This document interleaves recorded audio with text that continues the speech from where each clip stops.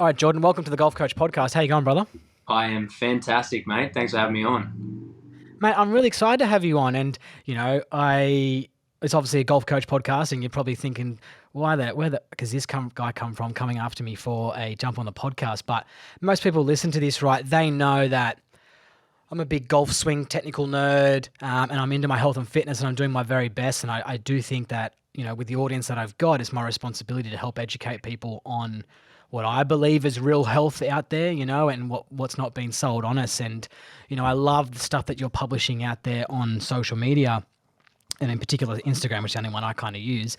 And I was like, man, I got to get this guy on. I want to meet this guy. I want to talk to him, and I want to learn. And I want everyone else to kind of be exposed to what you're educating everyone on, because I just think it's fantastic, and I'm really looking forward to kind of sharing it. So before we get into it, I had to kind of ask you what you are. You're a bit of a holistic health coach. That's your term?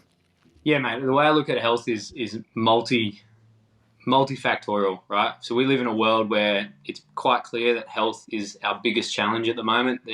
Majority of people these days are unhealthy versus, 50 to 100 years ago, you were a minority if you were unhealthy. The tides have now turned. You're actually a minority if you're a healthy, thriving individual. Okay, so I think it's very clear that we need to think differently about health. There's something going on that's not improving our health statistics, and that's basically what's driven me into these rabbit holes to understand health in a bigger picture. Okay, so we're not just thinking medications and patching holes here and addressing symptoms. We're looking at root cause issues. We're looking at all things from stress, environment, your emotions, the people you hang out with, what you consume, both food, media, all this stuff. It all plays a part on who you are as a person.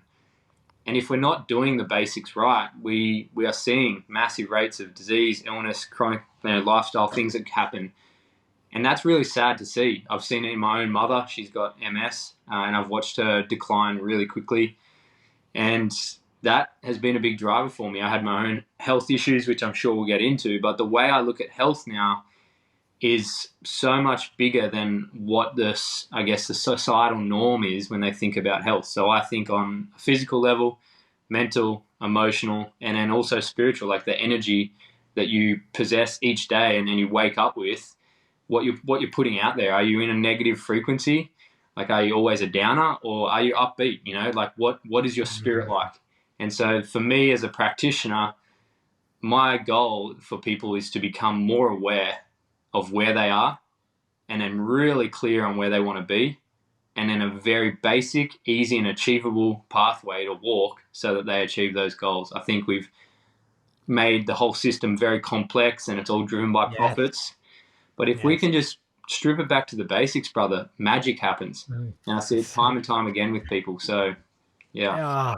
It's so true. When you say strip it back to the basics, like I was yesterday just having a golf lesson, and one of my students came down from Sydney to hang out with me for a couple of hours. We had a bit of a lunch break halfway through it, and he saw me eating, and he goes, "Oh, that's pretty healthy what you're eating now." And I was like, "Yeah, it's just what I eat." And he said to me, he goes, "What kind of, I see you talk about food a bit. What are you talking about?" And I said, "I just kind of eat how our great grandparents ate." Yeah. He goes, "What do you mean?" I said, "It's nothing new. I just eat how my great grandparents ate. I just eat, organic food. It's only organic. My kids only eat organic. It's grass-fed stuff. If it comes to the meat side of things, that's pretty much what I eat. It's nice and simple. It's not very complex." And then, and that's part of a rare situation, right? And my wife picks up the kids from daycare yesterday, and we send them to a school to go there 3 days a week, a bit of interaction, but we send all the food in, Jordan, as you can imagine, right? Oh, yeah. All the food and stuff, and so they eat what we tell them to eat. And my wife got approached last night. She goes, "Oh, you're one of the low tox kind of people here. Can I ask you a question?" One of the educators. I'm like, it's crazy that we're part of the minority that we don't like to have toxins and chemicals in our life. But, there's another 100 kids there who are exposed to it, but they come to us to ask us health questions. And I always start with, "Jordan, I don't know what I'm talking about, guys. I'm just learning as I'm going along, and I've just found out that X is not good and X is good, and we just try and keep it basic." You know what I mean? Yeah, I would also add to that, brother. I think you do know what you're talking about, because if we think about the human vessel, right, we have an intuition. We have a gut that connects to the brain, and the brain feeds us back thoughts, and we have these instincts that come through. And any human, if you've got food that has toxins, chemicals in one hand, and you've got real natural food that's come from the land, that's not been sprayed in chemicals and pesticides and all that. It's just pure food brought in Mm, decent soil, good quality land. You ask them, what do you think is worse for your health? yeah. There's going to Yeah. be there's a gut instinct that says, I probably shouldn't be eating this processed shit, these sodas, these burgers, these chips, all Yeah. this stuff that's packet food. You know, they might be ignorant and they might say, oh, I love this stuff, so this is better. But at the end of the day, you know as a human being what is good for you. And I think that's what's hard in today's modern world is we're so propagated to eat these things. We're so brainwashed that these things are okay for us to eat, that they're cheaper, they're more easily accessible. You know, it's a convenience thing. But at the same time, is it more convenience because we're seeing the population struggle with weight, struggle with issues around their hormones, Mhm. struggling with mental health, struggling with all kinds of diseases and illnesses that weren't present 100 years ago.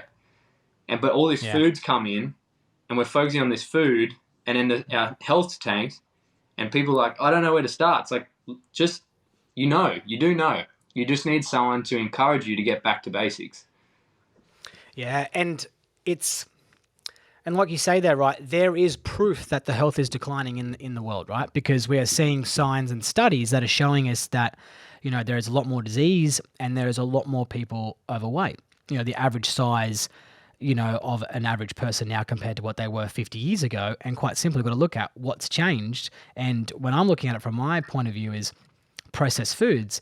And then when I kind of come into processed foods and chemicals, I start to think about capitalism, because for instance, I go to the farmer's market, we get our food from here locally, we source as much stuff as we can, from around here that's organic.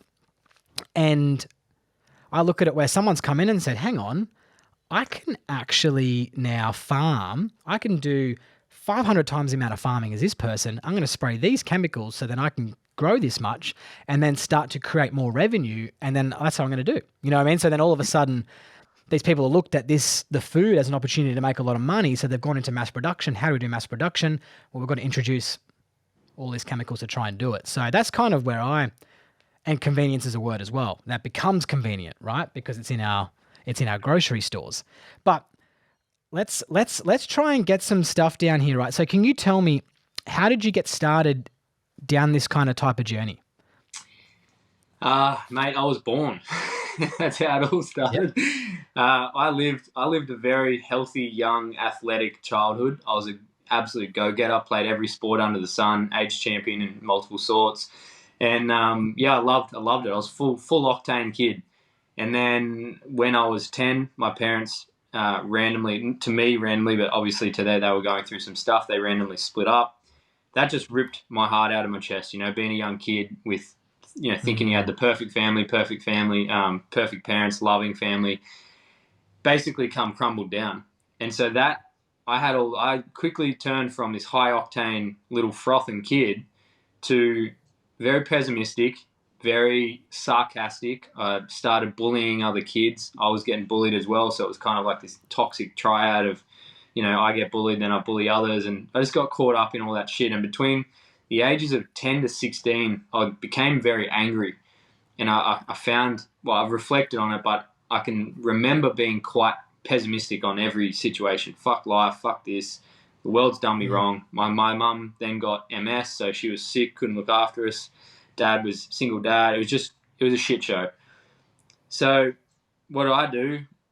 I turned to drugs, and I turned to party, and I turned to alcohol because I came across a group that was encouraging that. All great dudes, all still friends with a few of them, but we were in a phase of our life where we were bored and had nothing to do else. So we went, all right, we'll start partying and drinking a heap, and we got into pressed pills and MDMA, cocaine, all that kind of stuff as we started progressing through the drugs and as we got older.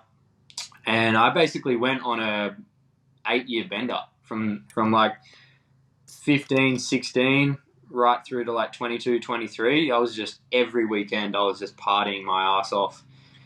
And it really messed me up. It messed me up on a lot of different levels. Like physically, my body was just inflamed. I was having gut, digestive issues, skin problems. Then like emotionally, I had really unstable thoughts. I was really rattled mentally and emotionally. So I was quite a frail man or frail boy on the inside, but I was putting forth this facade of strong, healthy, stoked.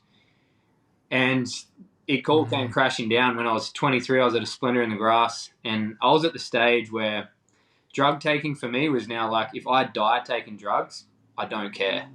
Like I'm just going to push the limit that hard, because if I don't wake up tomorrow, it's not a loss. And Mhm. it's a really hard place to reflect on, because it's quite intense, the memories I have around the amount of depression and suicidal thoughts that I was having at that time. But it was the biggest blessing ever, because I fell 10 meters out of a tree, uh, ended up in a coma for 3 days, and woke up out of that coma with tubes down my throat, kind of hearing the beeping of the hospital and looking around and dazed. And I saw my dad sitting there across the room, and he's looked at me and he's thinking, it's good to see you alive, and how you doing? And I couldn't talk, and I'm just thinking, fuck, what happened? And Far in out. that moment, I had a massive realization that I wasn't that 9-year-old kid, going hard at sport, going hard at life, super energetic, fit, healthy. I wasn't that kid anymore. Somewhere in the last 13 years, I'd gone off a different trail, and I'd ended up nearly dead. And so I Mm. decided in that moment that I was going to get back to that level of health, energy, just pure froth for life, brother. I just Yeah. that's that ecstatic waking up every day stoked on life. And that I'm proud to say it's been a journey, and I've gone down many different avenues of health and wellness and strength, vitality. But I'm now living that dream. I'm now living Mm. that vision that I had when I woke up. Every day is full throttle. I've got my own little son now, and a beautiful family, and an amazing partner. And mate, Awesome. we live life by design, and it's a massive contrast to where I was. But it's definitely taken me to new levels of awareness, and it's made me value health so much. Interesting. And I think people listen to this podcast, I've spoken a lot how, I stopped drinking, and I stopped partying with the boys as well, about 8 years ago. 8 years ago it is coming up, I think, in October. So I think a lot of people who, make the transition, into I guess, the health world, I guess, and the truth of the health world and kind of getting into it, a lot of it does come from a bit of history like that at times where we've, I'm not going to say hit the rock bottom of our health, but potentially kind of gone down one path, 100 mile an hour, and then we start feeling good again. And we're like, well, how can we go get really good? And how Mm. can we start feeling even better? So we start going 100 mile in the other direction. And it's like anything that I say to my, anyone who I'm trying to help, if it's golf world or out there, friends of mine, it's like, if you go to pick something, just do it 100% till you can, as your ability. And then once you get to the end, you're like, oh, if it's not the right thing, then you just pivot and go the other way 100%. Don't just fluff around and think about a decision you're going to make.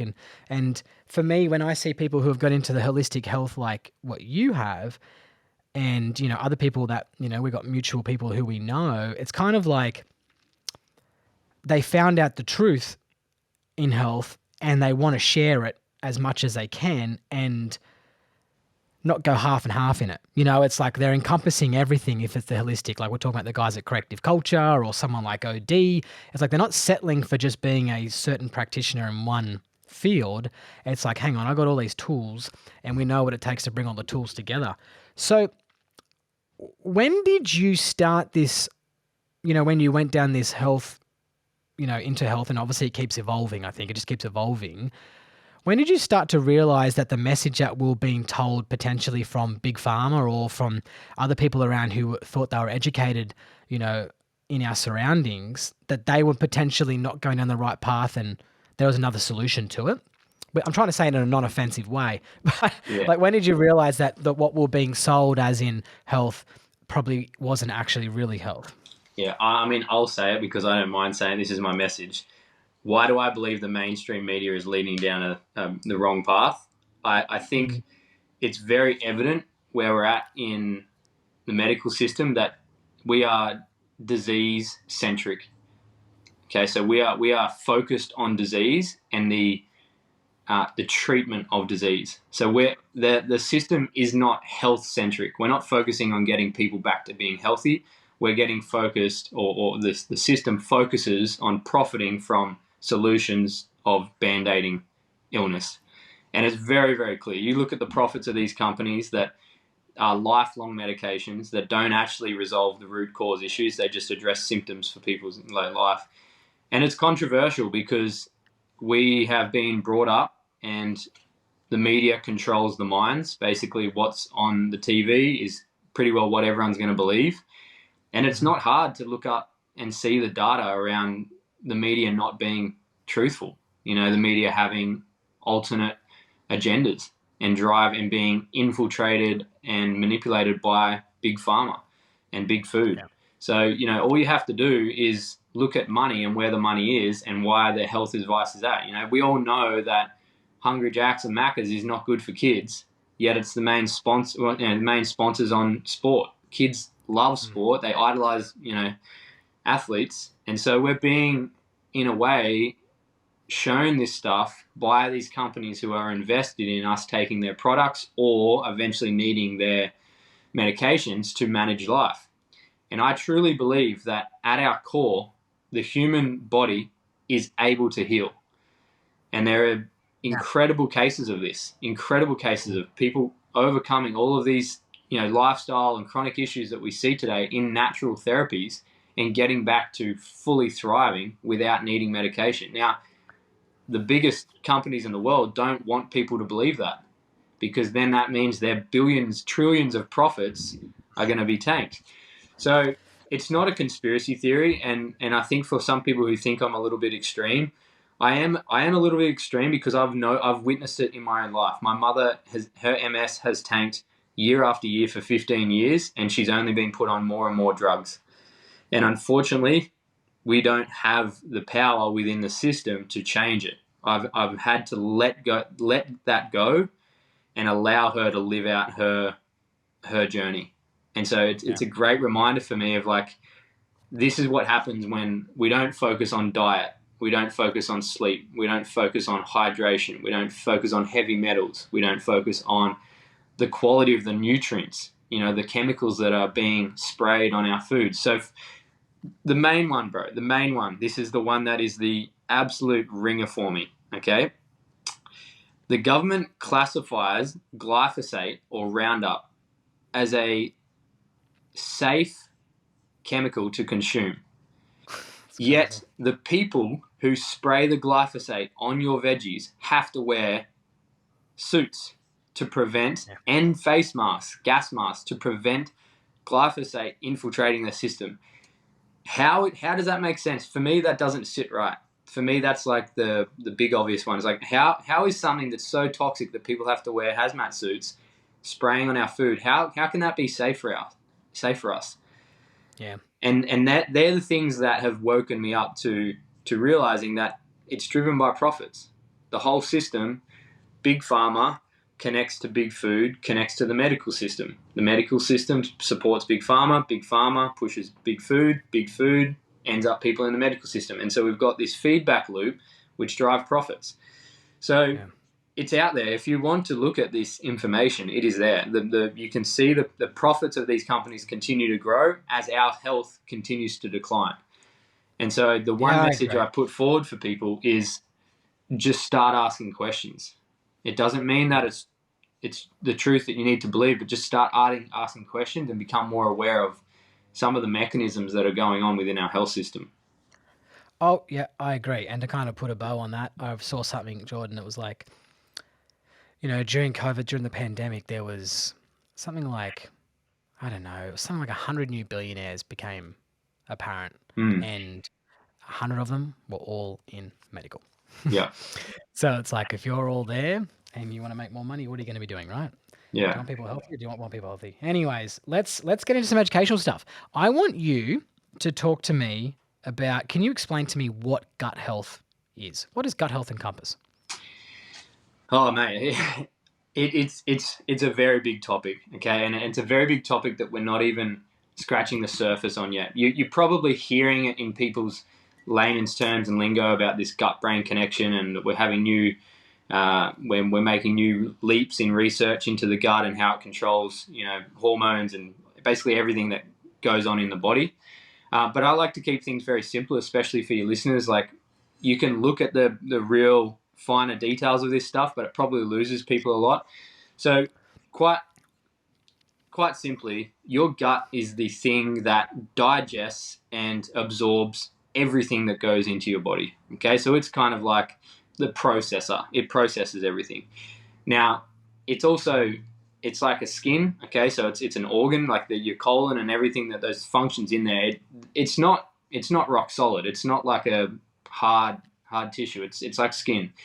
And so if we're constantly putting things in there that harm the lining and harm the way it functions, and then play with the balances of the billions of bacteria that are in there, if we're putting more bad bacteria in there or we're putting chemicals in there that are going to affect the reactions, we're going to start having these responses from the gut. Okay, the gut connects to the brain, it sends messages to the brain then sends the body messages, and vice versa. Okay, so the gut is controlling so many of these mechanisms and responses that we experience day to day.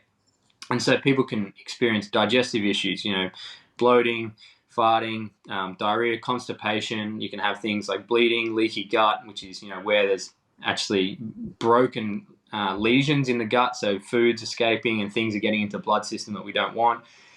And it's all basically, think about it like a rolled ankle. When you roll your ankle, the body inflames that ankle to give it a protection mechanism so it can heal. But then eventually we want that inflammation to go down, okay, and get back to full use, full function.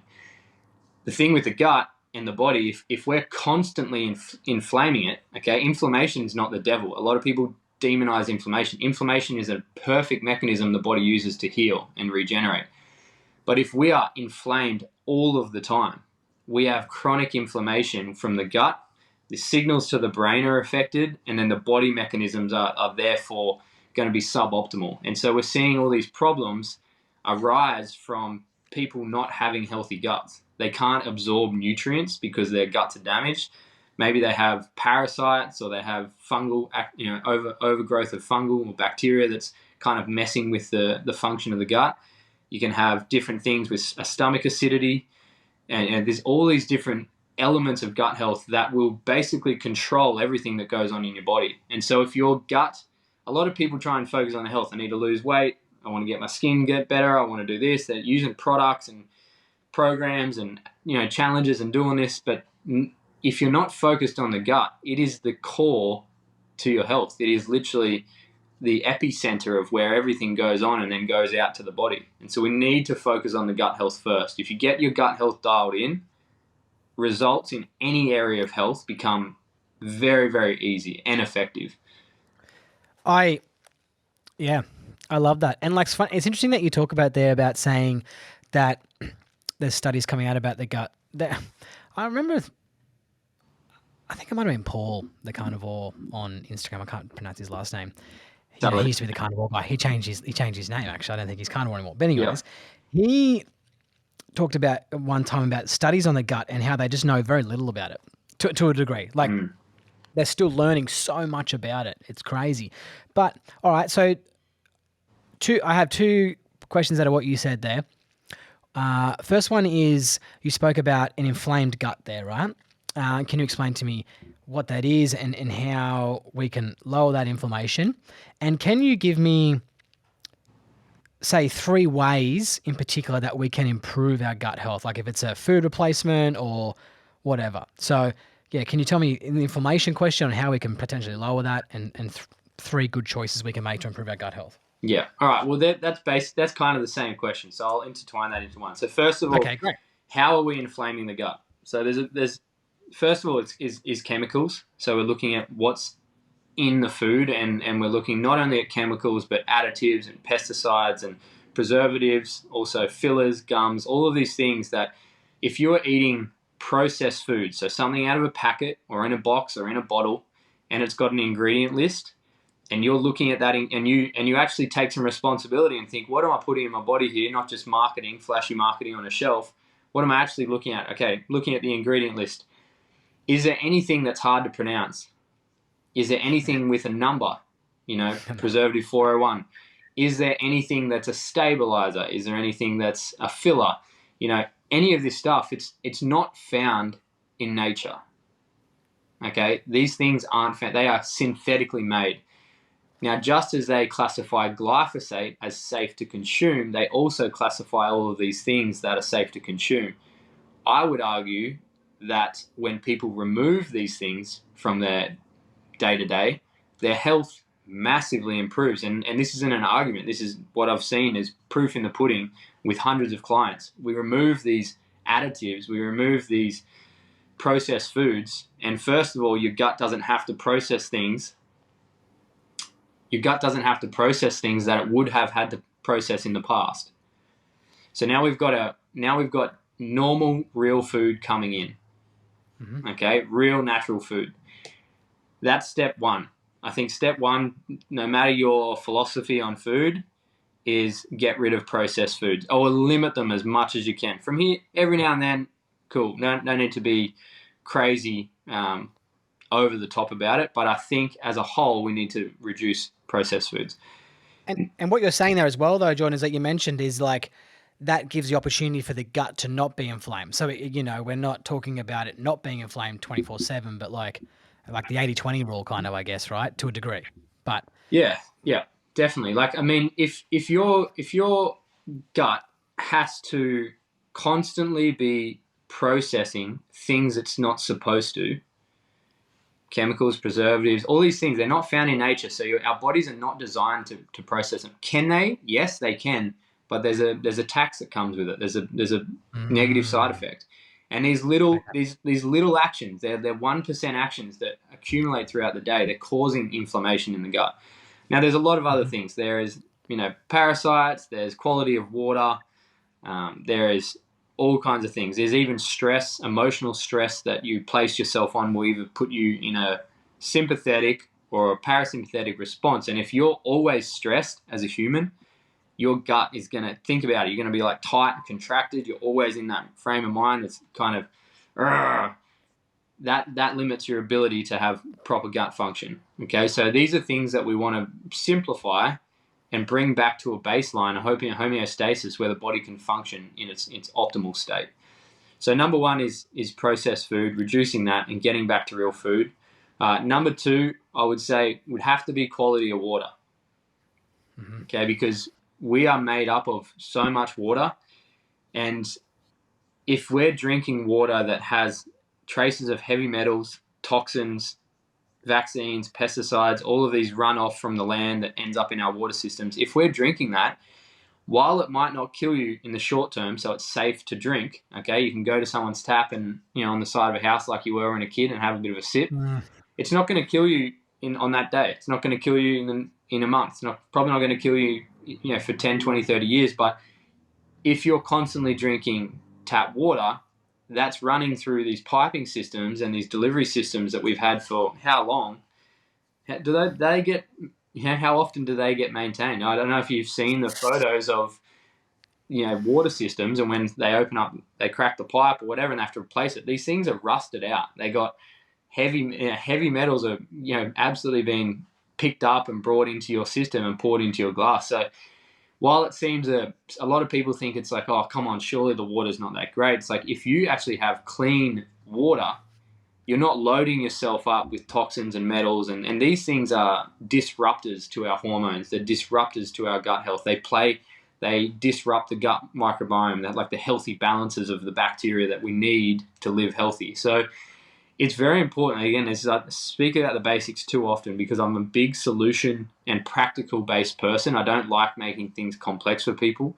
So reduce processed foods, start drinking clean water, like get yourself a water filter or install a filter. And for those who actually take this initiative and put a water filter in their houses or in their homes, you change that water filter and after seeing it, and you hold a black dirty filter, you think, shit, I've been drinking all that for a long time, but now this thing's cleaning. Yeah, every second week I got a water filter in my house, and every second week I have to clean the little pad that goes through the top. Got the Waters and Co one, and it's black as the ace of spades, right? It's shocking, and how much it turns that color. And to kind of on that water thing, people know, listen to this, that I talk about water a lot. Is when I accidentally had tap water the other day at a cafe. I nearly vomited. I nearly vomited. And I don't mean that. And I don't want people to think that, oh, Toby's pretentious. It's the taste. Like once I've been drinking clean water for a while now, and whenever I get a picture of someone who's bought a water filter or is trying to, and sends a text to me, I Oh, get so excited, putrid. like through social media, because it's the number one thing I want people to try and do is just try and look at how you can replace your water. Because if you're losing trust out there in people and what the big people are telling us, then how do you believe that the water's okay? You know what I mean? So we do the same thing with our kids when they go to school. We take their water bottles, but we also take an extra 1 litre water bottle for them to kind of have to fill up. So they give it to us at the end of every couple of days for us to kind of take back and fill up again. But it's just part of the process because, yeah, we don't know what's going on through those things. And I've seen videos, Jordan, I'm sure you have too, when there was a guy in WA the other day and he did it and he just boiled the water on his pot. And when he boiled the water out of tap, let the video running, like showed you it all, and there was like this tar that popped up at the bottom of his pot once he boiled it all and the water went. And I was like, man, what is that? You know what I mean? What is that? And I don't hold, and I want people to listen to this right. I don't judge you at all because whatever you do, I don't care what anyone does. If you've got a dodgy golf swing or, if you make decisions, I don't judge you at all by it. I just want you guys to be a little bit more, Yeah. to have this education and stuff that I've been exposed to, like Jordan's talking about, because it's going to improve the quality of life, it's going to improve your skin, it's going to make you happier. It's crazy. So number 2 there is water. All right. What's number 3? You got something else? Oh, great. That's in my next subject area. Can you educate us on fasting?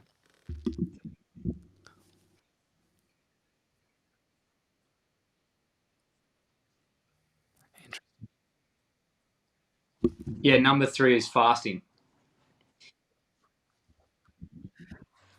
So, It's very mate, never in history would we have eaten the amount of food that we eat today. Never. We just wouldn't. We have such a fast access. I mean, you can jump on your phone and have food delivered to your door in a couple of minutes.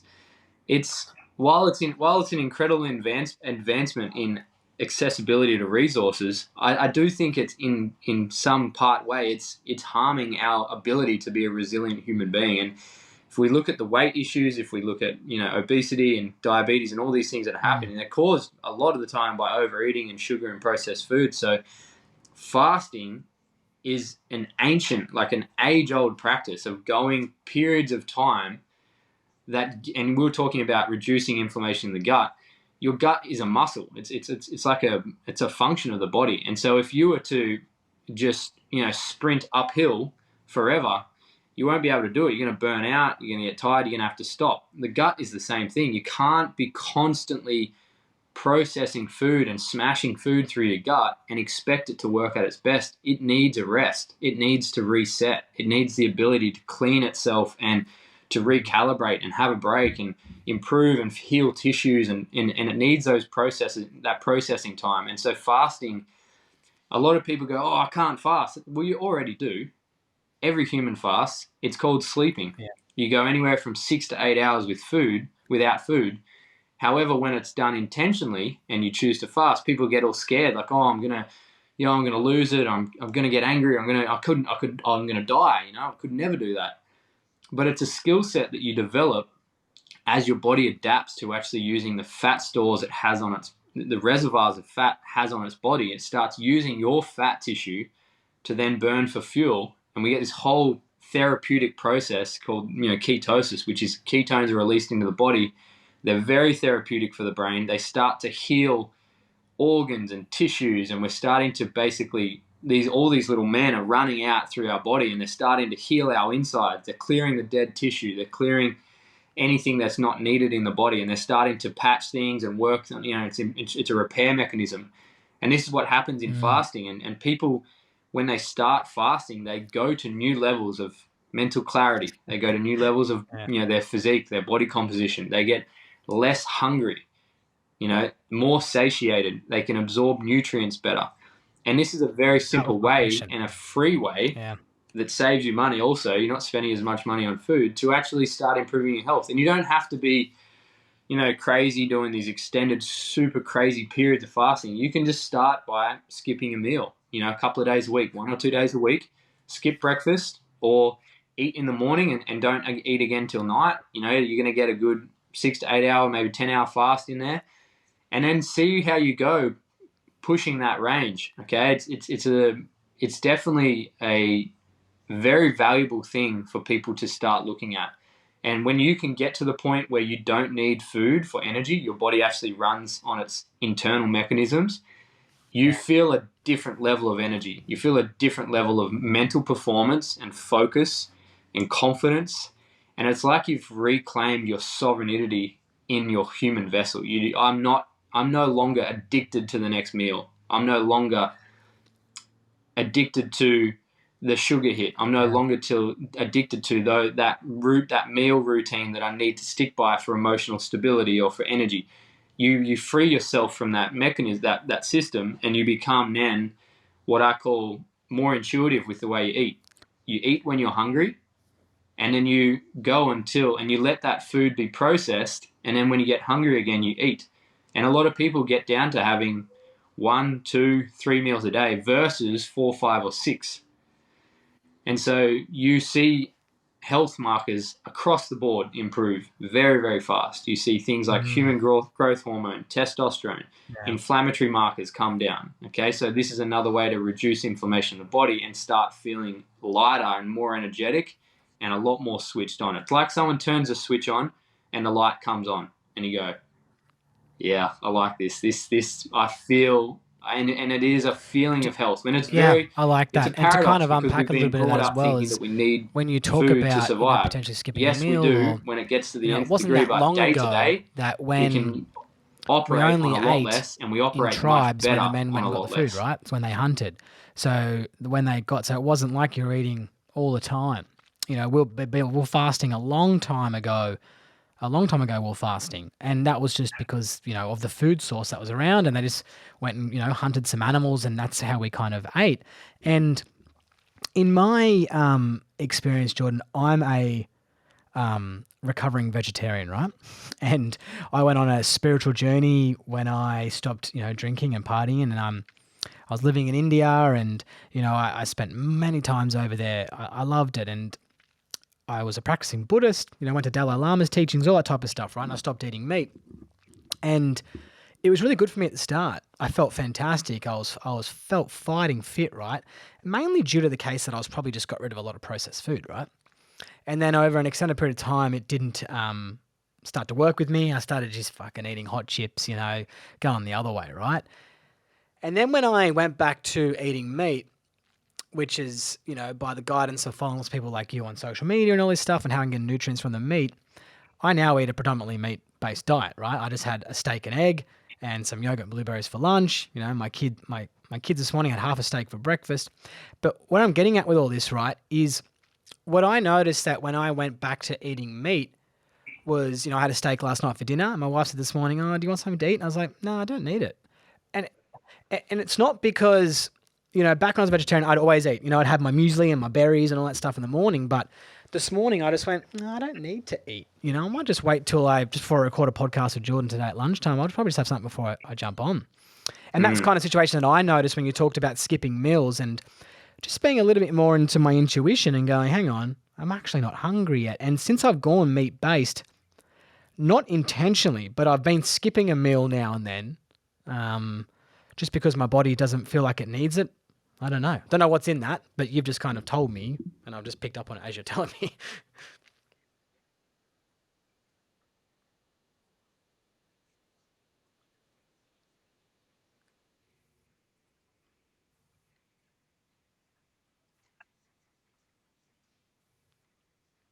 Yeah, I mean, nutrient density is a big area of nutrition that we need to focus on, and one of the biggest that I focus on is basically how well our human bodies, our digestive systems can actually pull nutrients out of the food and in what qualities and bioavailability. So basically, how easy is it for our bodies to pull the energy and the nutrients out of the food we eat and put it into our cells? And when we look at nutrient-dense foods, the most nutrient-dense foods on the planet are animal foods. If we go to the very top, we're talking liver, oysters, and then leading into organ meats, steaks, red meat, and then we start seeing this kind of ladder that comes down. There are nutrients in plants. However, it's harder for our digestive systems to pull those nutrients out and actually process them as energy and put them into our cells. So this is where, and I need to just say, I don't think there is a right or wrong diet. I think everyone's very different, and I think it's all about experimenting and finding what really suits you and makes you healthy. And if vegan works for you, if vegetarian works for you, if eating fruit works for you, whatever it is, I can't tell you that it's wrong if you are healthy and you are thriving, because we're so individual. I just know what's worked for me. I've tried paleo, keto, vegan, vegetarian, Atkins. I tried so many different things trying to fix my health. And for me and hundreds of clients that I've worked with who have alleviated things that they could not erase on any other, dietary protocol or even a medical routine, the carnivore diet or an animal-based diet has alleviated those issues, has dissolved it, and it's addressed the root cause of what was actually, the inflammation or, nutrient deficiencies or stress markers or whatever it is that was causing these superficial and symptoms. And I bring it back to nutrient density. When your spoon or fork is nutrient dense, so that the mouthful that you put in, when it has the highest level of nutrients in it per 100 gram of food, you don't need to eat as much food as we've been told, because your body just thrives. It has all of these beautiful nutrients, and it's a very simple and effective method of actually satisfying your body's needs. And that's what happens when you eat animal-based and if you eat from a quality source, so, grass-fed, good quality grass-fed meat, pasture-raised chickens, making sure you're not eating animals that have been pumped with grain or, been exposed to glyphosate and all that kind of stuff.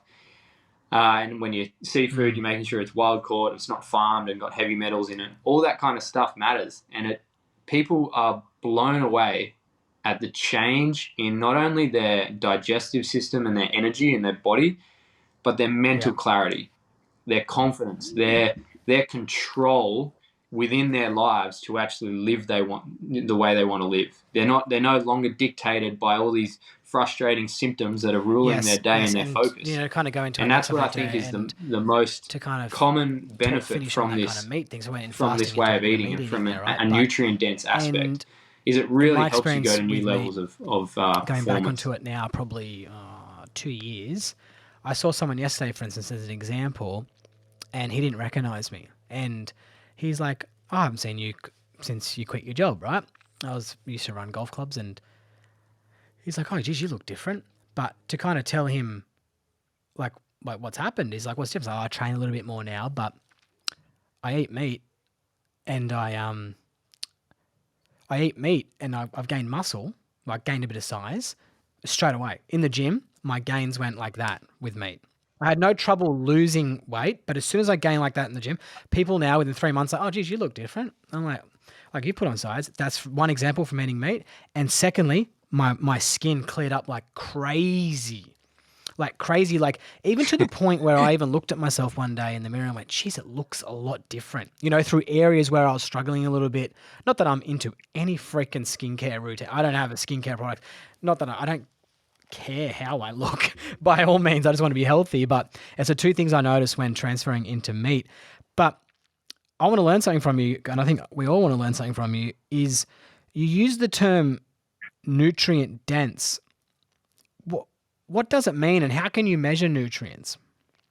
Yeah, so what we're looking at is basically the volume of nutrients, or the amount of nutrients per 100 gram of food. Okay, so within foods, we'll have certain levels of nutrients in the foods, and then depending on how accessible those nutrients are to the body will depend on how nutrient dense it is. Okay, so for instance, with liver is the greatest source of vitamin A And a lot of these B12, these massive nutrients that drive our metabolism, our mitochondria, all of these energy mechanisms in our body to be healthy. So if we look at something like a piece of liver or an oyster, there is a lot more nutrients packed into that little amount of food than there is in a chicken breast. Okay, so while you get some protein and some micronutrients out of a chicken breast, when you have a little bit of liver or an oyster, you're getting this jam-packed punch full of nutrients in a very little amount of food. Okay, so when we compare these foods and we start looking at a nutrient density table, we can start seeing, okay, what's the most optimal foods to have, and what's kind of like a broad spectrum of foods that I can eat so that I'm satisfying it from a micronutrient level. We're not just thinking proteins, fats, carbs anymore, macronutrients. We're thinking micronutrients, okay? Vitamin A, vitamin B12, all these things that, E, K, D, they really drive the health mechanisms in our body. Okay, it's like if you just eat chicken breast for protein and you have some fat, you're going to be lacking some micronutrients. And this is why we see people on a vegan and a vegetarian diet struggle sometimes, is if you do those diets, like it's all cool, but you've got to do them really, really well. You've got to nail the micronutrients, and you also can't find B12, things like B12 in plant food. So then you've got to supplement and take synthetic, additives.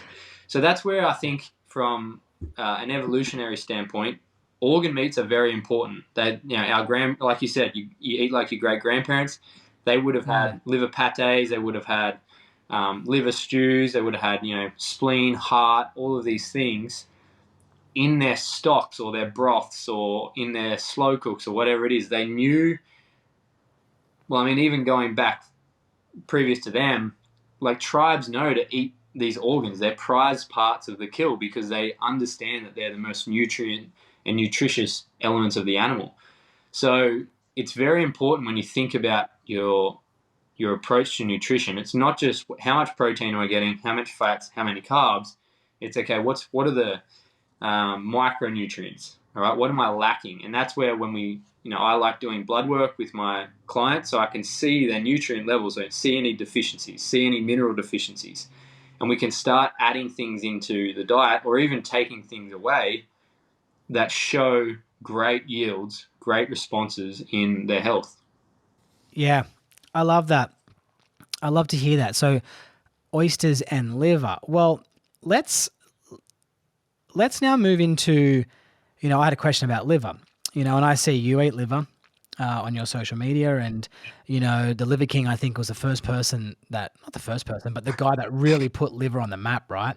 And we all know what the Liver King wasn't just doing, right? But he, as a part of what everything he's done, negatively, steroid use or whatever he did, he has probably made a lot of people healthier in the fact that they're now consuming liver. Like you can not like him or whatever you think of him, but he's done a good thing in raising awareness around it. Now, to kind of flick into that, can you tell me about how you consume liver? How do you take it? What type of liver is it? How do you do it? Yeah, so I've had an interesting journey with liver.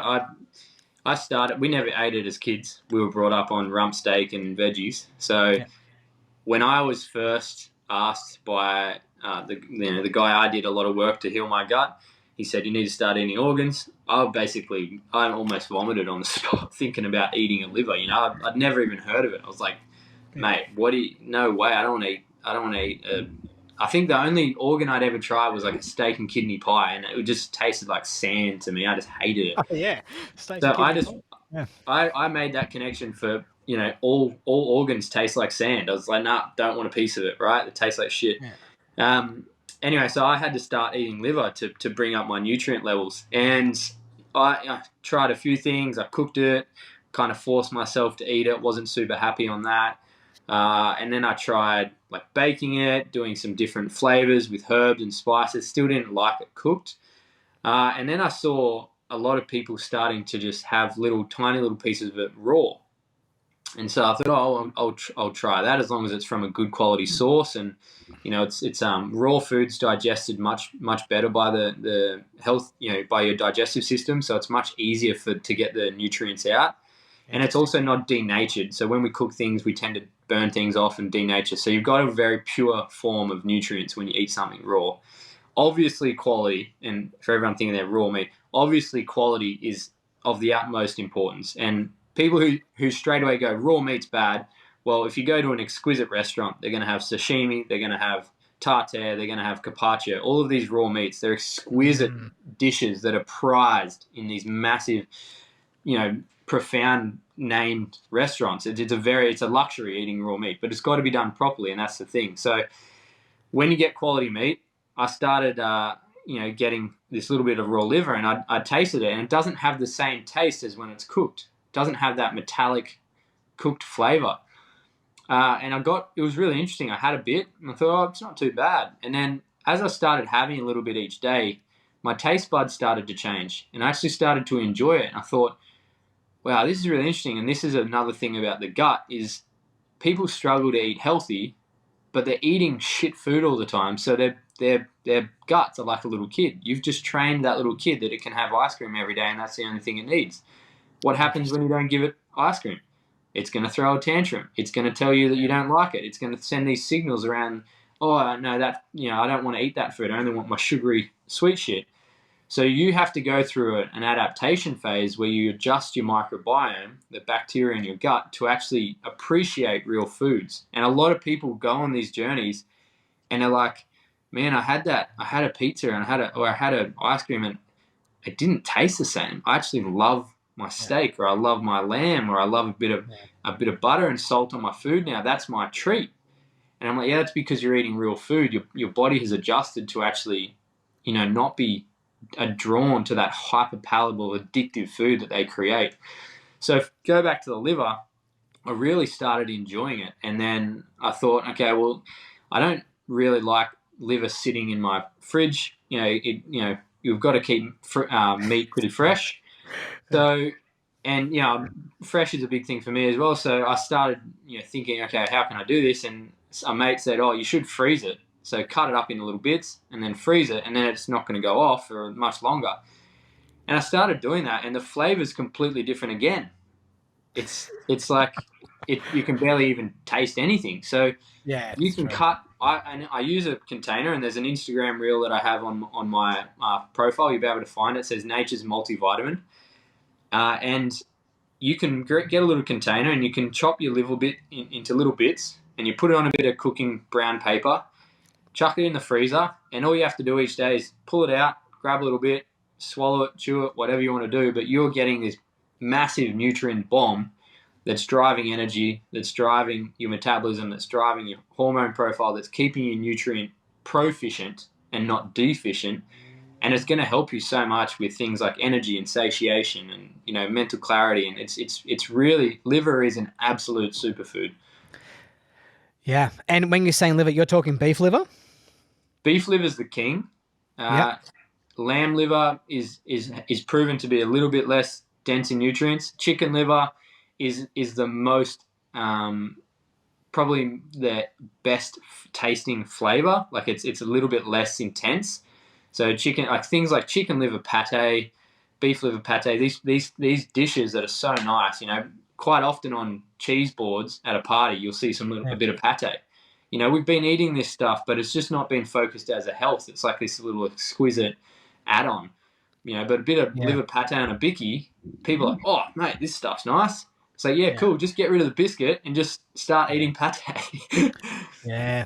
And, okay, so beef liver there. When it's frozen, is it safe to consume like frozen? Like, can you just take it straight down? Like, do you swallow it like a tablet, Well, or do yeah, you? yeah. I'm only taking like little square bits, so Yeah. tiny little bits. I'm not gonna slam a whole frozen bit of meat down, but I actually prefer to chew it. I do actually like chewing it, but for some clients, I say if you want to just swallow it. But then I think if you're going to do that, you may as well just get a desiccated liver capsule, like a supplement that's just raw liver that's been basically ground down to a powder or into a pill form. As long as it's a whole food, it's not like Yeah. not a superficial or synthetic form, then go for it. I don't tell people that they have to eat organs, because if you don't want to eat organs, there's no point in you forcing it down. There are incredible supplements these days that you can just simply slam back two or four in the morning, and you'll be making sure you're satisfying those needs. Yes, and it's like what you say there about organs, and I think it's so great. And people listening, hopefully listen to the Eno Dwyer podcast, and what he talks about a lot as well is with exercise and health. It's got to be fun, right? And the same thing with people's health journey. In my experience, of eating food is that you got to eat the food that you like. You don't want to be doing something you don't want to be doing, but and something that you mentioned there about going back to potentially processed food. Well, like I'm not perfect. We have a cafe and a pizza shop within a town that I live that they follow the same values as that we do. They both cook with a certain oil that we like, and an oil that we don't like. Obviously, they don't do that, and they have the pizza shop, and I'm so glad when they purchased it because they cook with olive oil. They all the pizza bases are made by them. It's all healthy food, right? They got the same values as us. Sourdough, yeah. I walked in there and I was just like, "Are you kidding me?" Like I jumped over the counter and nearly give her a big cuddle. I'm like, "Did you buy the pizza shop?" She's like, "Yes." I'm like, "Fuck, I can't wait to tell my wife about this." So we have that pizza, right? So I'm definitely not perfect by all means, but if I go out somewhere or if I go somewhere, it was a bit difficult for me to kind of resist the urge of, as a cheese board, I just keep smashing, the biscuits and dip and stuff. Where now, I've seen the effects of when I have food that's not great for me. When you take, what I'm trying to get at here, if you take a shit food out for a while and eat healthy, you notice the difference of how much that shit food, what it's causing you once you go back to it. So you might think, oh, it doesn't feel like it does anything for me negatively while eating it. Well, what I can tell you to do is go do one of Jordan's things for a month or 60 days, and then I fucking dare you to go back and try and eat that shit food and see how it feels then. You know what I mean? Like, that's the best way. That's kind of what I took from something that you're talking about there around that liver. And the last question on the liver that I want to ask you is, this is only coming from me personally, I want to know, how do you cut it? What, do you have like the best knife in the world, or do you use scissors? Because when I got beef liver, man, it was tough. Very sharp knife. Yeah. I'm not sharp enough. And slow to serrate. So slow, get the groove in first. If you try and it can be tough. So if you try and kind of fight it, it doesn't cut through. It's just rubbery. So you got to get a bit of momentum, and then just nice, smooth, good sharp knife. You get through it and chop it up into little bits. So it's very easy. But on that point, you mentioned you're not perfect. I do have to say that I don't believe health is about being perfect. I think health is about creating more awareness into your actions and your behaviors so that you can support the life that you want to live. For some people, man, they just don't value feeling healthy enough to get rid of the other foods. Yeah, some people they're not at that point in their journey, and that's cool. They may get to, I hope that they don't get to a more severe or chronic stage where they have to go full hardcore to bring it back. But basically, the way I look at it, I live like a 95-5.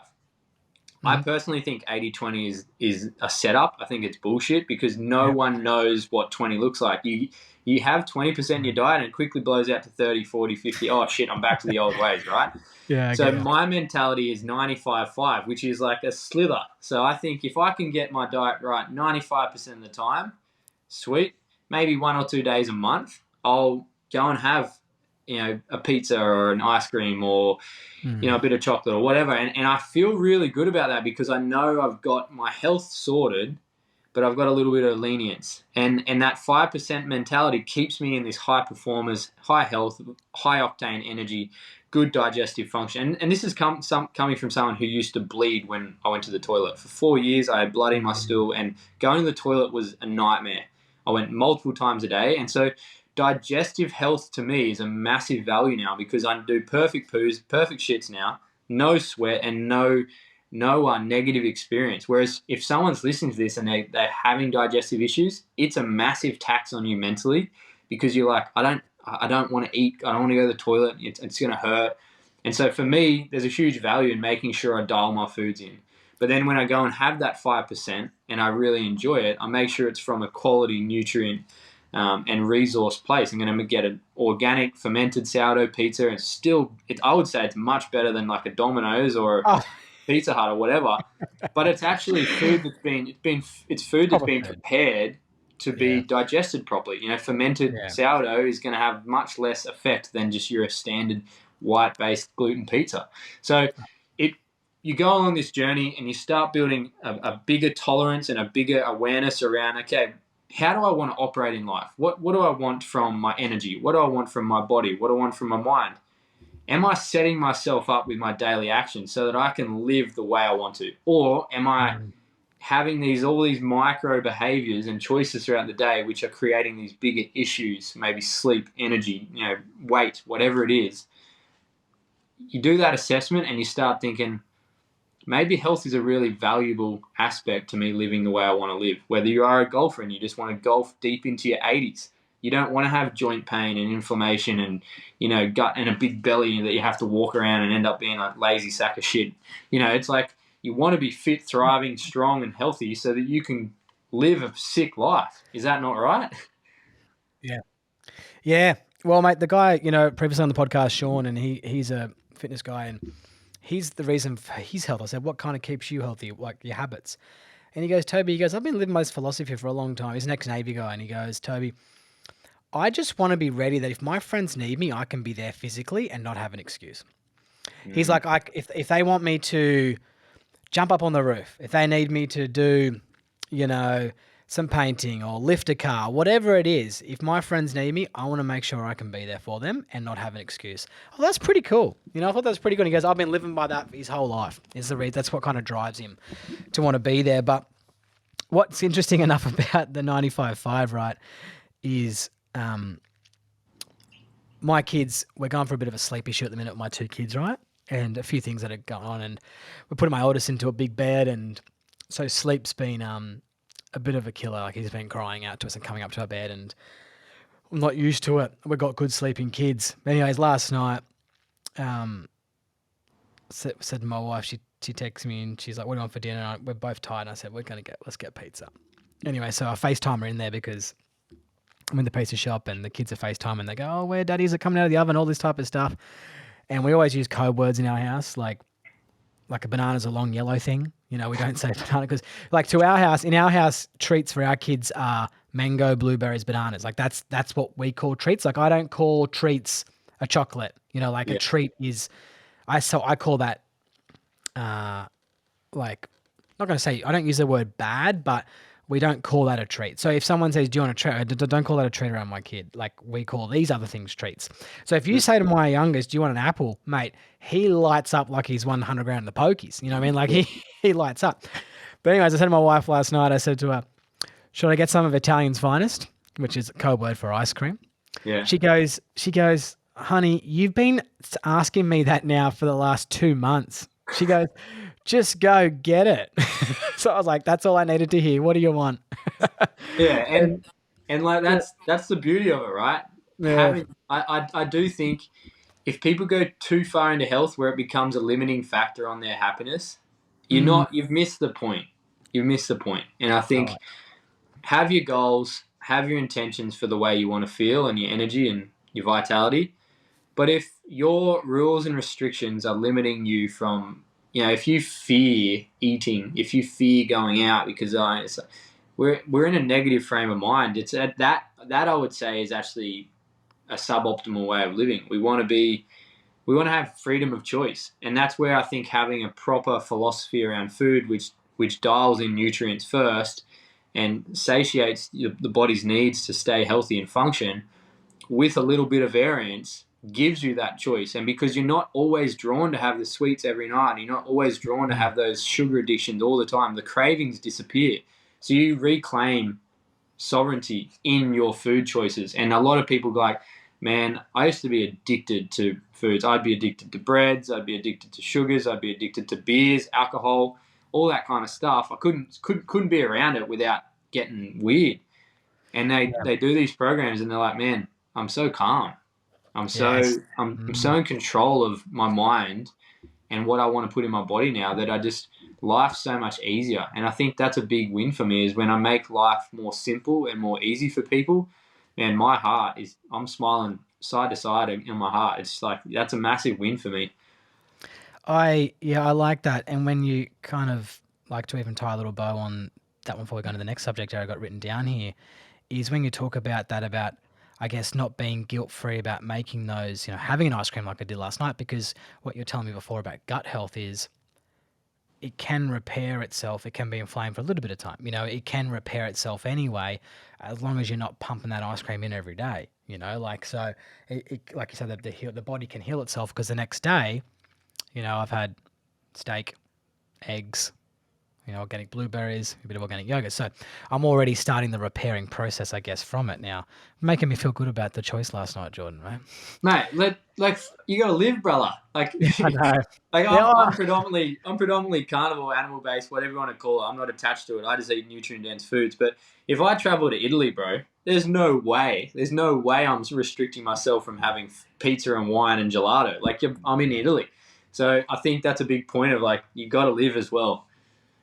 yes. All right. Can we move into, and I want to talk to you about stress, right? And because you spoke there a little bit about how people were feeling better. I think I come the words you just used them before, but once switching out different types of food, calm's the word you use, right? Which is kind of the opposite to stress, I reckon, if you Googled it, right? Stress, calm. And I want to share my little experience around, stress and gut health is that when I was stressed a lot with certain work and stuff like that and responsibilities I was struggling to handle, and through the start of the pandemic when I was getting fed all those lies, and not that I don't believe it, I'm just saying that, I became really stressed. Just had a brand new kid in the start of the pandemic and I thought everyone was going to die. I didn't think we were going to go outside ever again. I thought we were all going to die. And I was under a lot of stress. But I noticed I had a lot of digestive issues, right? From that stress, that was kind of coming in. And then once I, got back to my meditation practice and getting back to where I was, I could then calm down, and all of a sudden my digestive system came back to where it was. But even on that, right, what you're talking about before is I also was blaming caffeine a lot for how I was feeling, as in this ups and downs of crashes. And I was blaming my, organic long black that I have every morning, right? Organic coffee, Byron Bay. But I soon came to realize it wasn't that. It was the breads in my life that I was having, in the morning I'd have a wrap, and then it was my sandwich at lunchtime, or I found out that it was these added sugar that was actually causing these stresses in my life and my thinking as well, like was sending me up. I'm not saying that caffeine's great for you, but I dropped the caffeine, I still felt the same. I dropped the sugar and all of a sudden I started feeling a bit better, the processed sugar. So, and I can still have my coffee, which I love my coffee, right? But so anyways, to get into the stress motion of it, right? You mentioned at the start around gut health. How much does stress play a role in it all? Mate, I think, let's start here. Stress is not the enemy. Stress Yep. is not the enemy. Stress is the driver of change in our organisms. Without stress, Mm. there's no change ever on the land, in a human vessel, in resilience. Stress is a very needed mechanism. Yep. Okay, but how we deal with stress and how we manage stress will dictate where we are on that kind of pendulum. Are we too stressed and is it catabolic, or are we getting the right amount of stimulus so that we adapt, grow, and become more resilient, stronger, more capable human beings?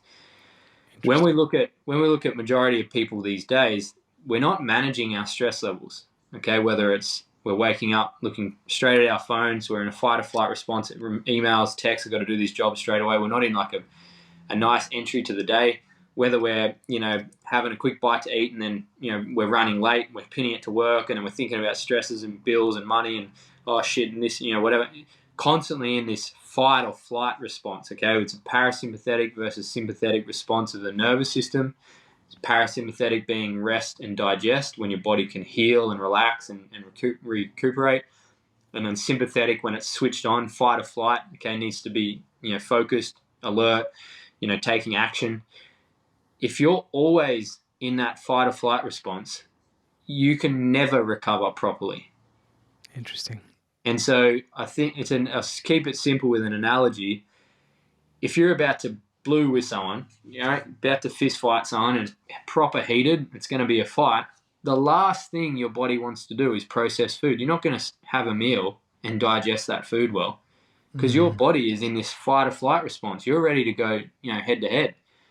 Versus if you're relaxed, calm, you've got no threats around you, you can eat, you can chew. The digestive system is going to work optimally. And so the body knows no different when it comes to stimulus. It only knows the switches. So if your switch is on, sympathetic, if you're on fight or flight all day, it could be screen exposures, it could be stresses emotionally, it could be a fight with your missus or a fight with your kids or a worker or something, or some dickhead cut you off in traffic. If your body is turned on, you're fight or flight, and you're trying to eat, your digestive system is not optimal. And you can have things from malabsorption, you can get blockages, you can get constipation, diarrhea. When we talk about nutrient levels, you're not absorbing food properly. And, if you're eating food that's going to inflame your gut, then your gut's also in this sympathetic state. So when we talk about proper gut health, when we come to eat food, you want to slow yourself down, relax, put yourself in a calm state, so that when you're asking your body to break down this matter, this food, and turn it into energy and put nutrients into your body, it's not dialed up. It's not feeling constricted and constrained. It's okay, time to rest and digest. This is what we're doing. So I think when we think about stress, we need to think about it in a more strategic way than just blaming it. Interesting. Because, for instance, if you're going to make a muscle stronger, you've got to go put it under stress. You can't meditate your way into a massive gain in strength levels.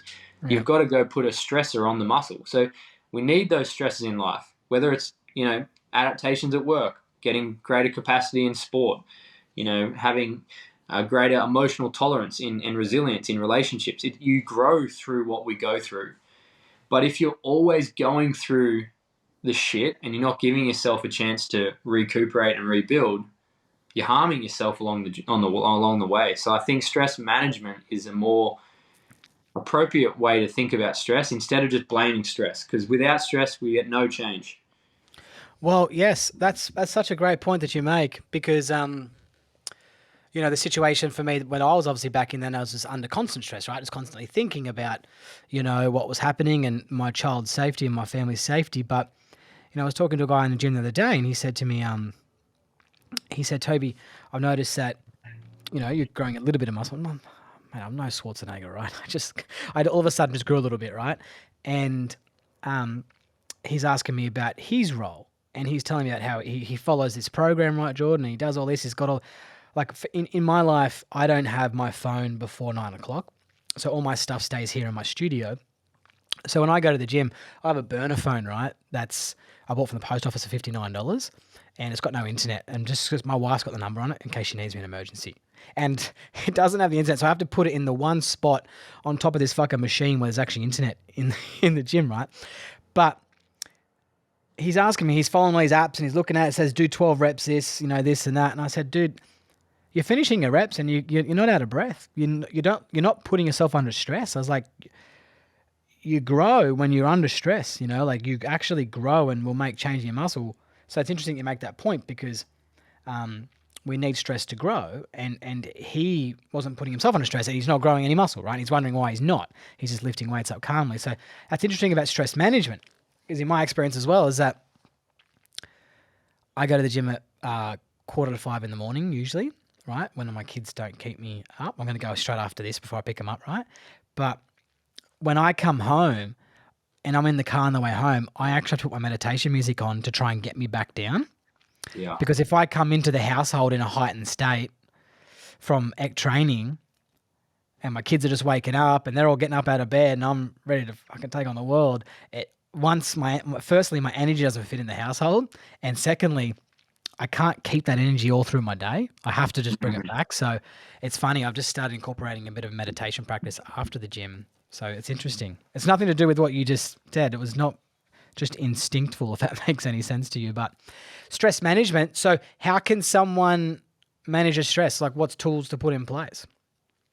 Well, a simple one, bro, is limiting your focus or narrowing your focus. So having your phone while you eat, your body's thinking about different jobs and smashing food, so you're not actually in a calm state.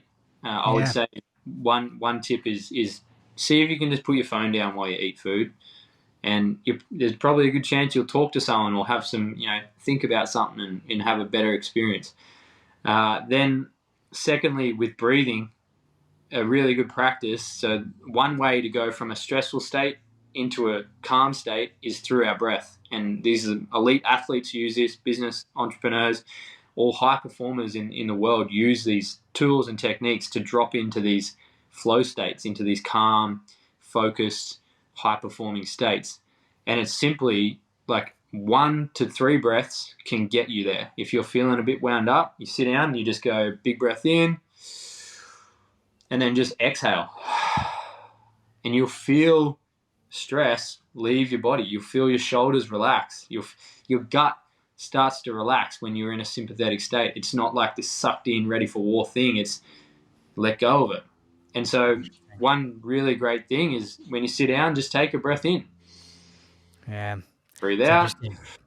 And I guarantee, so when we're in a sympathetic state, we are more susceptible to experiencing our environment. Okay, we're more aware of our senses, we're more aware of taste, smells, all these things, because we're not kind of like freaking out. So when you get in a sympathetic state, your food tastes better, sex is better. If you have sex, all rolled up versus relaxed, it's much nicer when you're relaxed. You can actually connect, and so same with food. Food and sex are like two primal behaviors in human beings. Slow yourself down, take a breath, have a breather. You'll enjoy these experiences. You'll have more the sensory input, and you'll receive it much better. So your food tastes better, your digestion. You take a little bit longer, which is better for your health. You're not just jamming food down there. You chew your food, and this actually leads me into another one is chewing your food. And so I tell all my clients to do a 100 chew challenge. Yeah. What's that about? Basically, challenge yourself to see if you can consciously, so like using your focus, see if you can get to 100 chews in a meal. Yeah, so you Oh, put, in a meal, in a yeah, whole meal. no, no, no, no, no, Okay. no, no, no, no, no, no, per mouthful. Per mouthful. So Wow. you put your food in your mouth, in your gob, and just start chewing and count 1, 2, and see what happens. See the difference in your mood, your digestion, the mind, because you're slowing yourself down, right? And we're doing it in a way like a dopamine sense. We're trying to use the ego a little bit to get to 100, so kind of gamifying a little bit. But instead of just telling kids, oh, you can chew your food, or telling someone you've got to chew your food, no one is conscious of it, so they just go back to the swallow, one chew, swallow kind of thing. So actively try and see if you can chew your food, each mouthful, to 100 chews, and see where you get to. I bet you on the journey to 100, your body decides when it's ready to swallow. Interesting. Yes. Yes, because I was I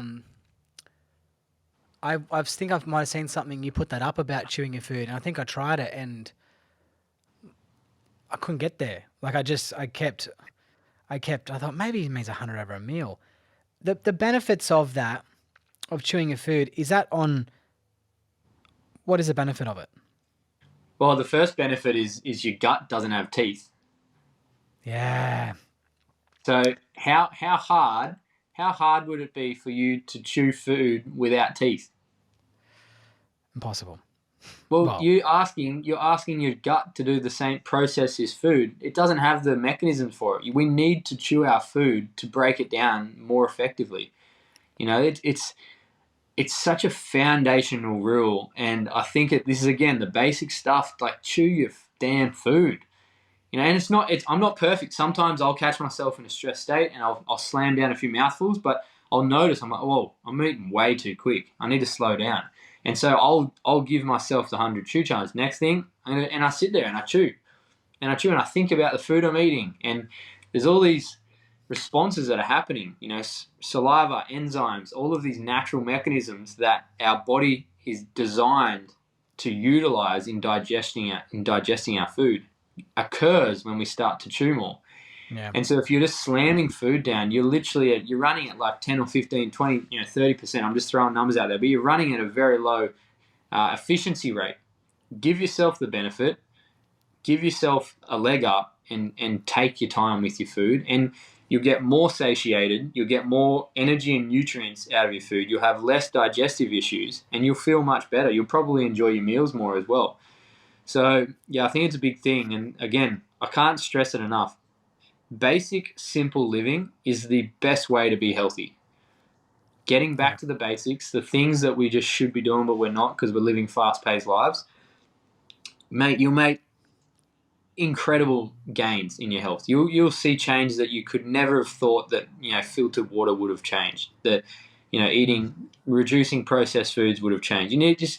You can't conceptualize it because, and like you said before, we have a very resilient kind of setup. Our physiology is very resilient and we're adaptable. And so when we're always eating these shitty foods, our body gets used to it and adapts. We don't feel different because we're always eating it.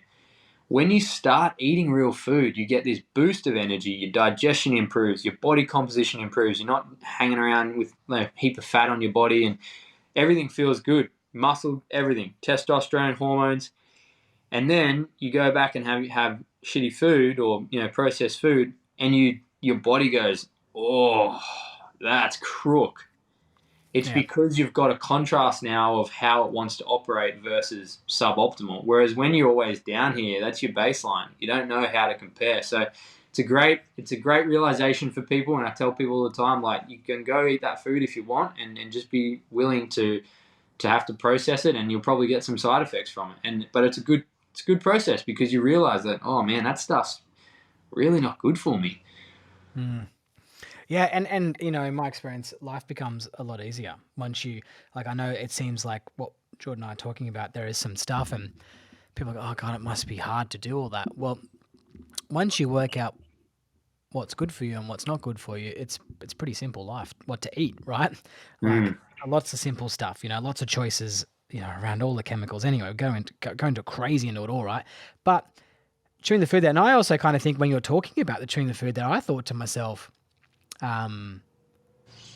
That you chew your food more, then your body won't have to work as hard to process the food, and you won't be as tired from eating.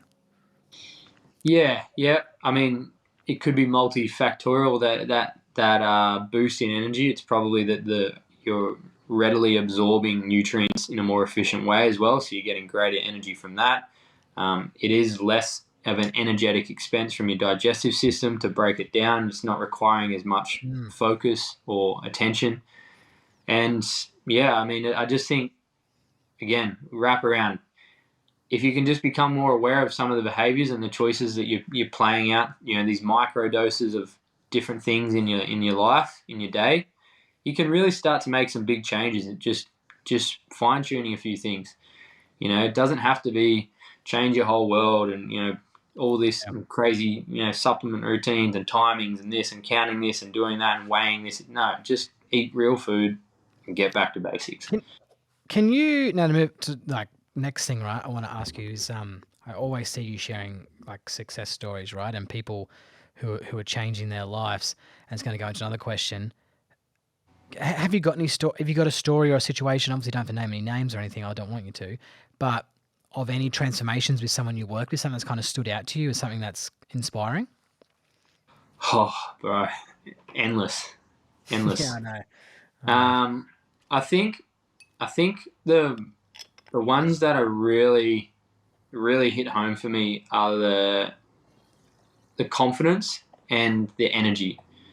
Yep. So while I help people shred, torch 10, 20 kilos worth of fat with ease, become fitter and healthier in their body and more confident, they get ripped or whatever, or I help, a woman lose weight that she's not, confident about, and all that stuff. The body physique changes are amazing, but when someone picks himself up out of, I was done, I was sick of it. I was drowning myself in alcohol. I was trying to escape my problems every weekend or every night. I wasn't happy in my skin, and I really wasn't enjoying my life experience. Every day was a battle. And when someone like that, and I get these stories commonly, when someone like that turns himself around and after a couple of months, they come back and they're like, man, my life's so different now. I wake up with energy. I don't drag my ass to work. I've got zest. I'm in a positive frame of mind. I'm not dreading what to eat, or I'm not getting, just following the crowd and eating shit, whatever's on offer. I've got structure in my life. I feel very, very grounded, and I'm more confident as a human being. I walk with my chest up, my shoulders back, and my mind. I'm happy in my mind. Like that. That for me is that's the most important result, because the body composition can change really quickly. We can play with muscle, fat, size, and we can do that. But when it's the mental health effects, when it's the improvements in how they feel and in their emotions throughout the day, that's the biggest win for me. And I've worked with multiple clients who have come out of suicidal, depressed, on medication even, and have dropped their meds, have dropped their routines of managing these illnesses, and they just abolished them, dissolved them. Yeah. And I know, coming from that destruction in my own life, how rewarding it is to operate in a state of love and happiness and vitality. They're the stories that really hit home for me. I love that. And I see people like, I got like, I'm not gonna say many friends, but friends who are in, a point of position like you are. And I think, God, it must feel good to try and, to be able to do that role and to help people. And I think that's such a big responsibility. And I think we need, thousands of more Jordans out there helping us, right? And helping everyone. Because, I get to fix people's golf swings and golf games, and I work with tour players who get to change their lives. Like, that's the big ones, is when I get to help people provide for their families. But for me, in my success stories is, like you say, it's not so much the golf swing transformations or the golf game transformations or scores getting better or winning money. To me, the ones that get me, John, are the ones who come in who have just tried fucking everything and their backs are against the wall, and they come in with this real reserved energy, like, oh, this fucking guy's not going to be able to help me. And you can feel it. You can feel it, right? They're the ones, and I'm very straight with them up front, right? Within weeks, trying to change their behaviors and their habits, because they're coming in with the wrong energy. And when they come in with that energy, it's hard to get a positive result out of it. So I'm shifting that energy a lot with them. And then once I get that, they're the ones that kind of get me going. There's one, obviously I can't name names, but there'd be most of them listening to this. But there's one who's in Australia right now who really shifted his thinking and got a result out of it. And he's playing a little bit better golf, but just his mood and his attitude change, it's just been great to see, like, apart from anything. So that's really cool, man, that you kind of, you reflect on it that way for sure. And it's unbelievable. Like, I see all the stuff that you upload with guys who are just losing like a ton of timber, like, very quickly, very, very quickly. And you look like, to me as well, that the type of person who is dealing with people who potentially, have been going down the health and fitness route, and you're being that kind of extra little bit of a 20%er, kind of just a pushing them over the line a little bit more into the right direction. That's what I'm kind of visually seeing a lot from you, from your people. Now, two things to finish on, right? Is what kind of motivates you, right? What keeps you motivated? And number two, what's some tricks to try and help create positive habits? What motivates me? Brother, every moment of darkness and just complete helplessness in my own mind is such a big driver for me. I've experienced the depths of myself. I used to literally premeditate in bed of how I would kill myself the next day. I was thinking, do I drive into a pole? Do I overdose? If I commit, if I just actually commit to this decision, I don't have to live this reality anymore. And so I was there, and I remember it vividly, and I get shaky when I go there because it was a very dark period of my life. And to know the potential when you shift your energy into what's possible, and shift your energy from the behaviors and the choices that have created that life into things that are going to uplift you and improve your quality of life, and it starts to take effect, and then all of a sudden you blink and you live in this different reality. That really drives me. Is like anything is possible. We've got to put ourselves in the environments and surround ourselves with the people who have the answers and the knowledge and the guidance. And we've got to get into that energy of wanting change. If you're a victim and you're constantly complaining about what's going wrong to you, you're asking for it. And it's not easy. It's not easy to just go, right, it's going to change my life. Yep, piss easy, whatever. It's a journey. But I think getting really clear on what you're unhappy with, what you're not satisfied with in your life, and jotting it down on paper and being fully honest with yourself. Like, what if I could change it? What would I change? What am I not happy with? First, start with the awareness. And if you can accept it and go, I'm at this point in my life, I'm not happy with this, but instead of dwelling on it, what am I willing to do to create change? And if you can get into that energy, if you can get into those thoughts and that potential, you'll find the answer. You'll seek it out. You'll hear something on a podcast, or you hear a mate talking, or you'll see something, and it'll be an inkling, and it'll be an intuitive process of like, okay, this feels good, I'm going to do that. And you start taking action. And maybe you get halfway down that road and you realize that there's another road that's worth taking that's, curious, and you find your way. But step by step, you go along this journey, the hero's journey, and you do conquer. So I think it's, in that sense, my driver is potential. And that saying, I used to say it all the time, but does it get any better than this, or it can't get better than any of this? Yeah. That's a limiting belief. Yeah. When you say, it doesn't get better than this, you're limiting your life experience. I now say, how much better can it get? And like, what else have we got to uncover? Because that mindset, it's like, mate, this is unreal. This energy, this abundance, this wealth, this creativity, these connections, these network, this is epic. But how much better can it get? Like, let's turn up the dial. Let's explore life. And when you're in that energy, that's where I live now. It's good fun. It doesn't mean I don't have challenges. It doesn't mean I don't face adversity. But I think about it differently versus the last decade of my life previously. And I'm having a lot of fun in life, and I can see that I want to pass this on to my child and my children and my family and my community, and influence people in that way to get into this energy. And let's be creative beings. Let's create and do things that make us happy and fulfilled. So I think that's my driver.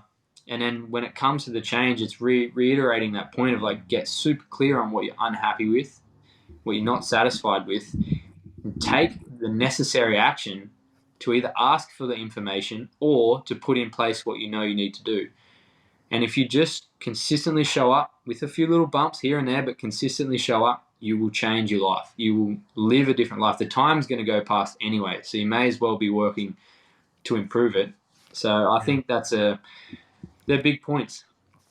Yeah, and in my experience, people listening to this, like around creating habits as well, and what motivates you. Like, I think for me, finding your why is a really big one as well, right? Finding out that can help push you as well. But in regards to creating habits, is like some things can sound overwhelming. Like what Jordan and I are talking about is deep, right? But we started our journey a long time ago to get to where we are now, and the knowledge that we're kind of sharing with you. And if it's as simple as just doing one thing, like putting in a water filter today, and then purchasing one online, and then, maybe looking at, what else can I do? Oh, hang on, this steak's not grass-fed. Maybe I should look at getting some grass-fed steak, So just the little drip things, like for me, it started with like deodorant. I was like, fuck, there's aluminium in my deodorant. What's going on here? And then I was like, oh, okay, go take that out.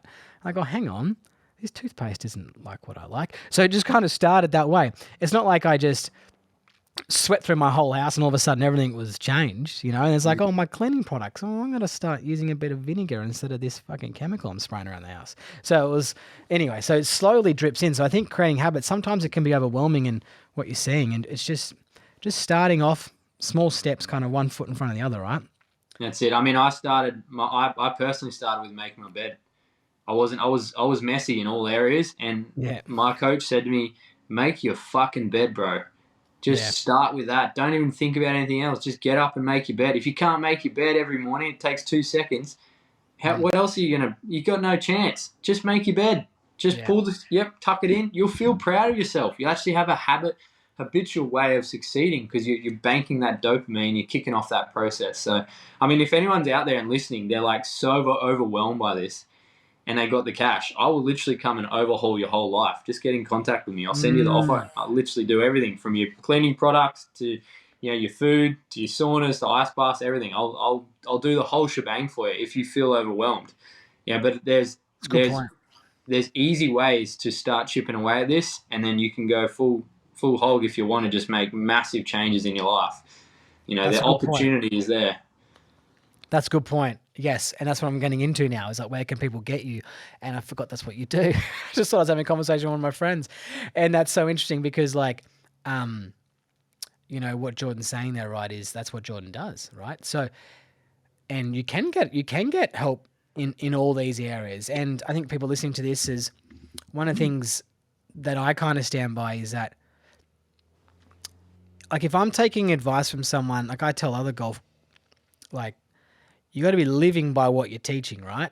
Mm, And if you walk into the doctor's office, I never forget, I went to a GP's office and he's got a bottle of Coke sitting there. I'm yeah, thinking, I had to go get my ticket checked and stuff, and I'm in the GP. I'm like, bro, you can't have a bottle of Coke in the GP office. Like, it's like, what are you doing? And this guy's like, I don't take health advice from like him. I'm not nothing against GPs or anyone out there listening. It was just my situation at that time, and I'm sitting there going, like, I was well into my kind of health journey by then, and I was like, man, this guy's got Coca-Cola, And then when you see someone like you who's living proof of what you're preaching, it's like, well, hang on, I want what that person's got. And if mm. you go follow Jordan on the socials, it'll all be linked below, and I'll talk about this in the intro as well. And you can see the way he's living. You're like, fuck, I want a piece of that, and it's possible. So, what type of stuff do you do, Jordan? Right, and I will introduce this at the start of the podcast. But what does working with you look like? So, mate, my biggest thing is to simplify life. Okay, I've been in the health game now for 13 years, and I've gone through certain practices and systems as well, which were complex. And people get overwhelmed by health, bro. They get all health, juiced up. I'm gonna do this health program, and then it becomes too complex. So I think mainly the only thing I want to start with is simplicity is key.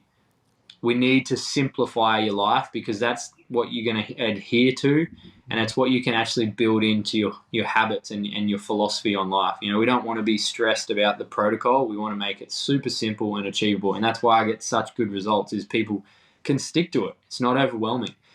In terms of actual offers, my probably the one that's most aligned with you guys is my 90-day Hero Dad program. So this is a Mm. 90-day program that helps dads who have lost their health. Basically, they're out of touch with who they are as a leader with their family. They're not getting the respect from the kids, or they don't even respect themselves. And maybe they're a bit overweight or low in energy, unmotivated, frustrated.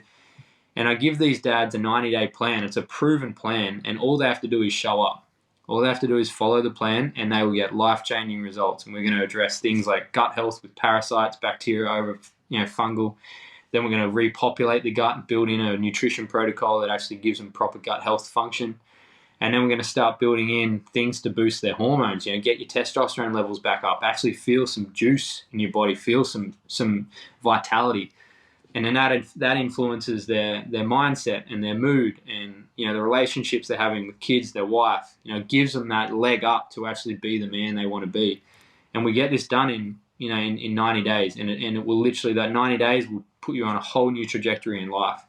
So that's one offer. And then the other offer is the high ticket coaching is where if for instance you want to pay for my services, I will literally come in and overhaul your life. I'll have things put into your house or your environment, whether it's a sauna, ice bath, have organic food delivery to your door.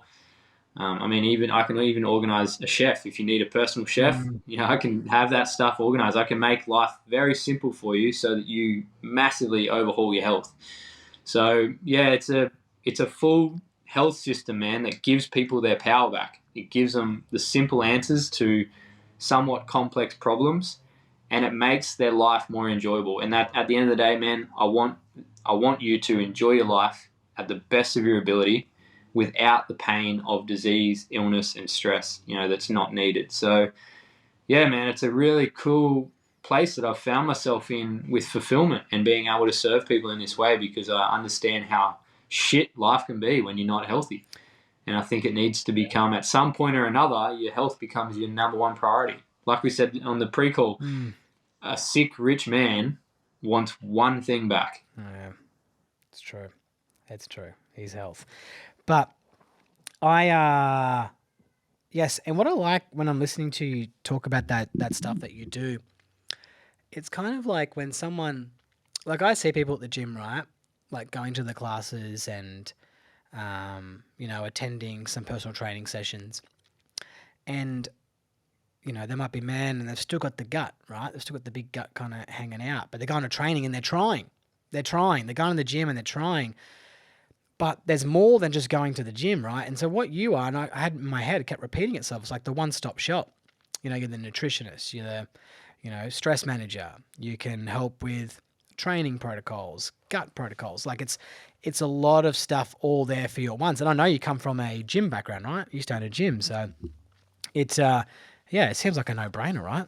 I think I'll be in your DMs again, mate, and talking about that. But I feel pretty good about that. I feel pretty good about this conversation. I'm really looking forward to sharing it with the world for sure. We have a pretty large audience these days, which is great. And one of the things I want to kind of end on, right? And I think, apart from everything, all your goals and stuff that you're trying to achieve, I think you should be really, I think proud's a good word, but also happy and just, yourself. If you're feeling down, right, John, you got to remember that. I want you to remember that you are contributing to the health expectancy of this world and not so much the life expectancy. And I think that's a really, really big thing. Everyone's kind of cares about the life expectancy when, to me, it's the quality of life that we have that's really important and boosting our health expectancy. I want to be 60 and be like Spider-Man. That's what I want to be at. I don't want to live to, I don't care about living to 90. I know I will anyway because I'm healthy, right?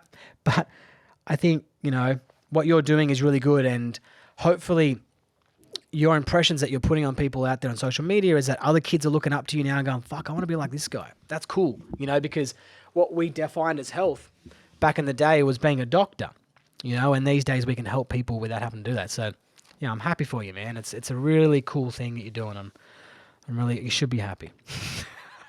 Brother, I appreciate your feedback, and I can just honestly say from my heart that I'm content with where I'm at in life. It doesn't mean I'm not pushing and I don't have my own goals and stuff, but to be where I'm at now with the level of peace and appreciation for life, and now having my own son and my own family and being able to really absorb and be present with them and give them as much of my love and attention is at full health is a beautiful process, man. And the fact that I get to share that with people around the globe, even, it's priceless, brother. It's a truly meaningful impact that I'm blessed to have come across. So thank you for having me on the podcast. I appreciate it. It's great. And lastly on that, right, I'd like to close, and that's been awesome, and is that that's the beautiful thing about now the podcast medium, right? And, we're seeing some incredible numbers that are happening out there and studies that are showing you on how many people are getting on podcasts and creating podcasts, because the audience, right, are now not controlled by mainstream media, like not being controlled and dictated, is that you can buy a microphone and sign up to Riverside and start publishing a podcast tomorrow, so you can be sharing. So we're getting to learn and hear this stuff more and more often. And I think it'll become more the norm in 50 years' time, because the voices will be more heard, like a Joe Rogan or something, like it's, Joe Rogan would never have been given a shot. Like back in the day, if you wanted to become a jockey, like what do you call them, a DJ on fucking Today FM or something, there's only one spot.